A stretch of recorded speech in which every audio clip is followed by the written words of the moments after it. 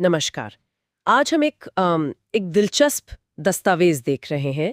इसका शीर्षक है ब्रह्मदेव ट्रस्ट, समाज उत्थान और कल्याण।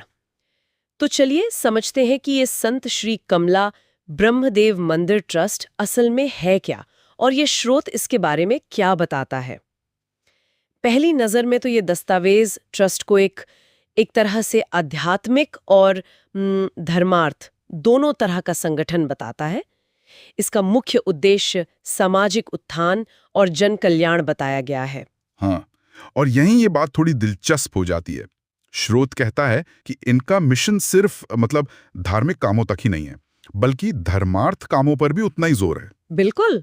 और स्रोत कुछ खास क्षेत्रों पर भी ध्यान दिलाता है ना? जैसे देशभक्ति को बढ़ावा देना। हाँ, देशभक्ति, पर्यावरण का संरक्षण और शैक्षिक जागरूकता फैलाना।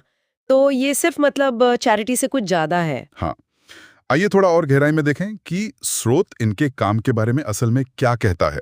अच्छा, तो स्रोत के हिसाब से ये ट्रस्ट किन लोगों की मदद करने पर फोकस कर रहा है? इसमें हाशिए पर पड़े समुदायों का जिक्र है। सही कहा।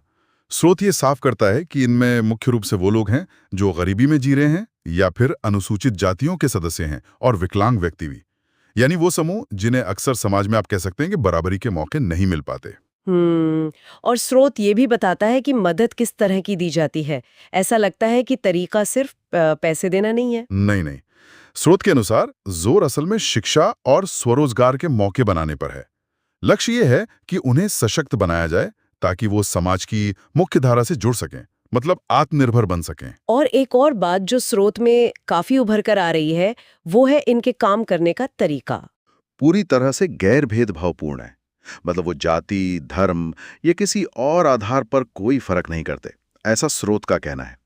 दस्तावेज कहता है कि उनका प्रयास तो सभी जीवित प्राणियों के लिए है, प्रकृति और पूरे समाज की भलाई के लिए है। तो अगर हम इस सारी जानकारी को एक साथ रखकर देखें, तो स्रोत ब्रह्मदेव ट्रस्ट की एक ऐसी तस्वीर बनाता है जहां आध्यात्मिक सोच के साथ जमीनी स्तर पर सामाजिक काम जुड़े हुए हैं, और खास तौर पर उन लोगों के लिए जिन्हें सहारे की ज्यादा जरूरत है। हाँ, और ये सब करते हुए वो देशभक्ति और पर्यावरण जैसे मूल्यों को भी अपने काम का एक अहम हिस्सा मानते हैं, जैसा कि स्रोत में लिखा है। तो ये सिर्फ समाज सेवा नहीं है, बल्कि एक खास विचारधारा के साथ सेवा है, ऐसा लगता है। तो कुल मिलाकर स्रोत हमें एक ऐसे संगठन के बारे में बता रहा है जो कई अलग अलग धागों को, जैसे धर्म, समाज सेवा, पर्यावरण की चिंता, शिक्षा और राष्ट्रीय भावना, इनको एक साथ बुनने की कोशिश कर रहा है। हाँ, बिल्कुल। और यहीं पर एक सवाल